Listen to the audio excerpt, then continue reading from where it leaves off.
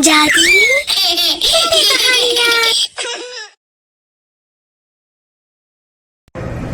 एक सप्ताह के बाद राखी का त्योहार है, लेकिन राखी का बाजार अभी से ही सज गया है। लाल पीली राखी सभी दुकानों में शोभा बढ़ा रही है। बहन अपने भाई के लिए राखी खरीद रही है और भाई अपनी बहनों के लिए तोहफे खरीद रहे हैं। माँ, उठो माँ, लो ये दवाई खा लो। हाँ बेटा, जरा मदद कर दे बेटा, अब तो शरीर उठने को राजी नहीं है। सोनम बहुत ही समझदार और दयालु लड़की थी। सोनम को ही सब कुछ संभालना था। उसने मेन मार्केट में सब्जी बेचना शुरू कर दिया। छोटी सी उम्र में वो घर का खर्चा चला रही थी, लेकिन किसी अच्छे डॉक्टर से अपनी माँ का इलाज कर पाना उसके लिए बहुत मुश्किल था। दवाई खाने के बाद पूनम सोनम के सर पर हाथ रखकर कहती है, तूने कुछ खाया बेटी? हाँ माँ, मैंने खा लिया। और तुम मेरी चिंता मत करो, बस आराम करो और सबसे जरूरी बात, खुश रहा करो। मैं बाजार जा रही हूँ, कोई भी परेशानी हो तो पड़ोस से राधा चाची को बुला लेना, ठीक है?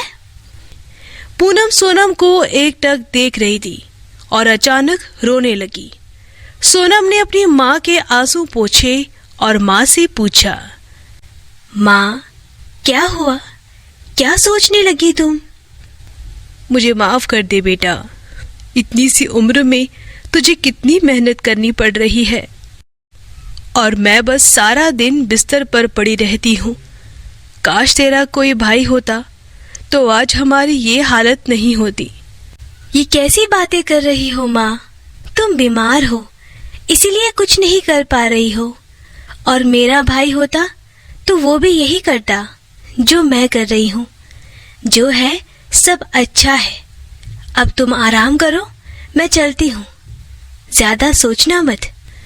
इतना कहकर सोनम सब्जियों का ठेला लेकर बाजार की तरफ चली गई। उसने भले ही अपनी माँ को दिलासा दे दिया था, लेकिन सच तो ये था कि उसे भी किसी भाई की जरूरत थी। एक भाई की कमी उसे भी महसूस होती थी, लेकिन हालात से समझौता करना सोनम को अच्छे से आता था। वो सब कुछ भुलाकर सब्जी बेचने लगी। तभी वहां एक कार आकर रुकी। कार पर बैठा 24-25 साल का लड़का था, जो कार रोककर किसी से फोन पर बात करने लगा। अरे ये कैसी बातें कर रहे हो? ऐसा बिल्कुल नहीं होना चाहिए। वो सारा सामान गरीब बच्चों के लिए है, उन तक ही पहुंचना चाहिए। तुम रुको, मैं आता हूँ। वो लड़का संजू था, जो एक कंपनी में काम करता था और साथ ही समाज सेवा संस्था से भी जुड़ा था। सोनम ने उसे देखा तो उसे बोली, भैया कुछ सब्जियां ले जाओ घर के लिए, सबके सब एकदम ताजे हैं। नहीं गुड़िया, अभी घर नहीं जा रहा हूँ, कहीं और जाना है, फिर कभी ले जाऊंगा। संजू की बात सुनकर सोनम का चेहरा उतर जाता है। फिर संजू जैसे ही जाने के लिए अपनी कार स्टार्ट करता है तो वो स्टार्ट नहीं होती। वो कई बार कोशिश करता है और उसे देर भी हो रही थी और वो परेशान होने लगा। उसे देखकर सोनम ने कहा, भैया जी, आपने मेरे से सब्जियां नहीं ली ना?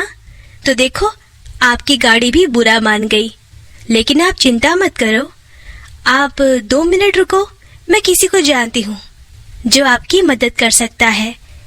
सोनम संजू को सब्जियों के पास छोड़कर चली गई।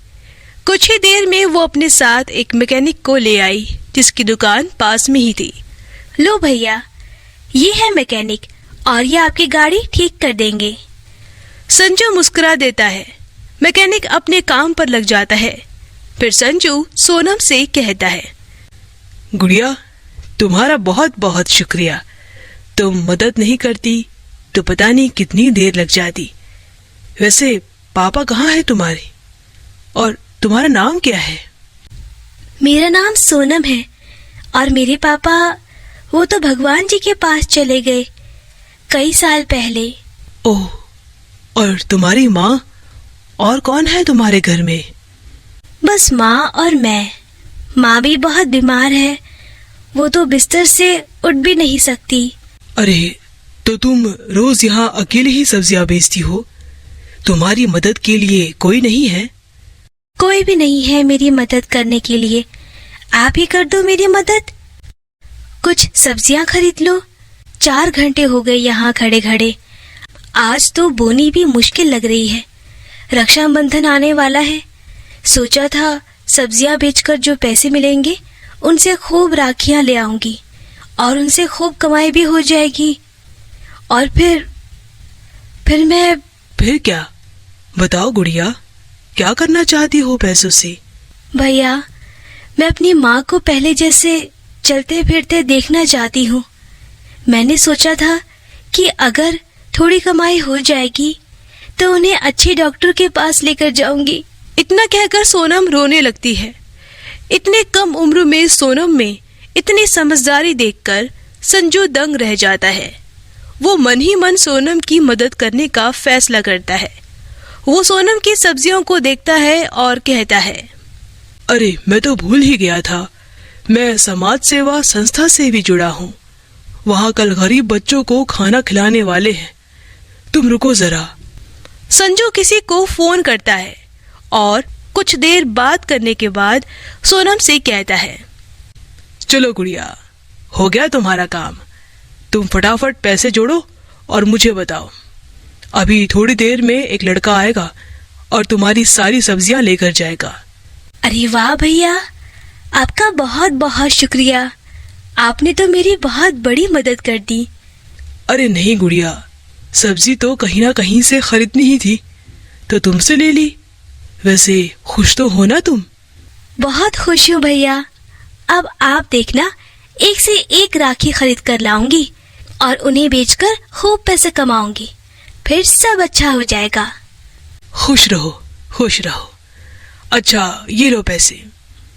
भैया, ये तो मेरे सब्जी के दाम से भी ज्यादा पैसे हैं भैया। भैया कह रही हो तो मैं भी छोटी बहन समझकर दे रहा हूँ। रख लो। और हाँ, ये लो मेरा फोन नंबर। कोई भी मदद चाहिए हो तो फोन करना। मैकेनिक ने संजू की गाड़ी ठीक कर दी थी। संजू सोनम के सर पर हाथ रखता है और फिर संजू अपनी कार लेकर चला जाता है। सोनम काफी देर तक संजू के बारे में सोचती रही। शाम के वक्त संजू की संस्था से एक आदमी आया और सारी सब्जियां ले जाता है। सोनम बहुत खुश थी। वो सारे पैसों से नए नए डिजाइन की राखियां खरीद लेती है और उन्हें अपने ठेले में सजाकर बाजार में बेचने जाती है। राखी ले लो राखी, गुड्डे वाली, फूल वाली राखी, सुंदर सुंदर राखी ले लो। सोनम कई घंटों तक ऐसे ही आवाज लगाती रहती है, पर कोई भी उससे राखी नहीं ले रहा था। दरअसल वहीं सामने राखी की एक बड़ी सी दुकान थी, जहां सोनम से ज्यादा वैरायटी की राखियां थी। इसीलिए सभी लोग उसी दुकान से राखी खरीद रहे थे। ये देखकर सोनम उदास हो गई थी। शाम हो गई थी, पर उसकी एक भी राखी नहीं बिकी। वो अपनी राखियों का ठेला लेकर घर चली गई। उसे उदास देखकर उसकी माँ ने पूछा, क्या हुआ बेटा? जाते वक्त तो तुम बहुत खुश थी। क्या बताऊं माँ, पूरा दिन धूप में चिल्लाते रही, पर किसी ने एक भी राखी नहीं खरीदी। सब लोग उस बंसीलाल की दुकान पर ही जा रहे थे। कल रक्षाबंधन है, अगर कल भी मेरी राखियां नहीं बिकी तो क्या होगा माँ? हिम्मत मत हार बेटा, भगवान किसी को तो भेजेंगे। सोनम ने अपने सारे पैसे राखी खरीदने में लगा दिए थे।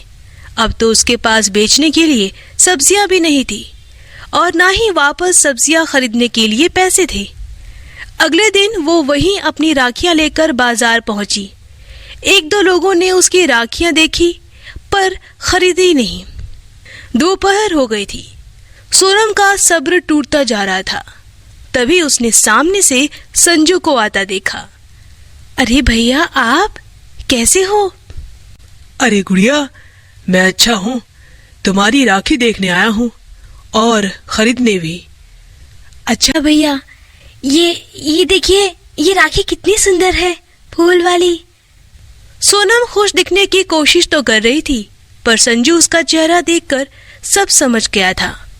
उसने आगे लगी दुकान और भीड़ देख ली थी।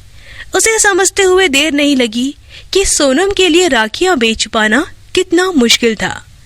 उसने सोनम से कहा, गुड़िया, तुम बहुत छोटी हो। तुम्हारी इतनी सी उम्र में जो तारीफ की जाए वो कम है, लेकिन इससे काम नहीं चलेगा। तुम्हें कुछ और सोचना होगा। मतलब मैं समझी नहीं भैया। संजू ठेले के पास जाकर जोर जोर से चिल्लाने लगता है, ले लो, किस्मत वाली राखी ले लो।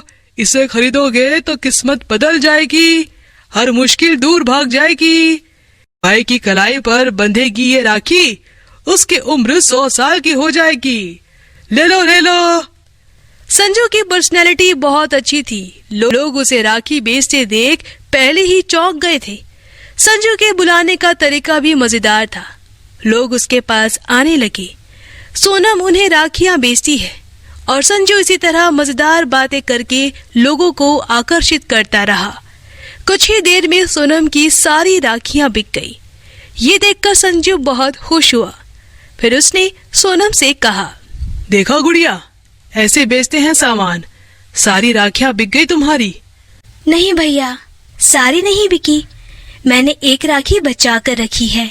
लेकिन क्यों गुड़िया? क्योंकि ये राखी बेचने के लिए नहीं, बल्कि ये मेरे भैया की कलाई पर सजने के लिए है। मैं जानती हूँ कि मेरी हैसियत बहुत छोटी है। मुझे हमेशा से एक भाई की कमी महसूस होती थी। अगर आपको बुरा ना लगे तो क्या मैं आपको राखी बांध सकती हूँ? क्यों नहीं, वैसे मेरी भी कोई बहन नहीं है। फिर संजू अपना हाथ आगे बढ़ा देता है और सोनम संजू के हाथ में राखी बांध देती है। दोनों बहुत खुश होते हैं। फिर संजू गुड़िया को एक लिफाफा देता है। अरे भैया, ये मेरे लिए है? हाँ, ये तुम्हारे लिए है। अब बातें छोड़ो और इसे जल्दी से खोलो। सोनम जैसे ही लिफाफे को खोलती है तो देखती है उसमें शहर के बड़े डॉक्टर से एक अपॉइंटमेंट का पर्चा था। सोनम इसे देखकर खुशी के मारे रोने लगती है। भैया, आपका बहुत बहुत शुक्रिया। बहन, तुमने जितने दुख झेलने थे झेल लिए। अब सब कुछ अच्छा होगा। हमारी माँ का इलाज बड़े हॉस्पिटल में होगा और वो जल्दी ठीक हो जाएंगी। तो दोस्तों, अगर आपको हमारी कहानी पसंद आई हो तो इसे लाइक करना और शेयर करना और हमारे चैनल को सब्सक्राइब करना मत भूलना।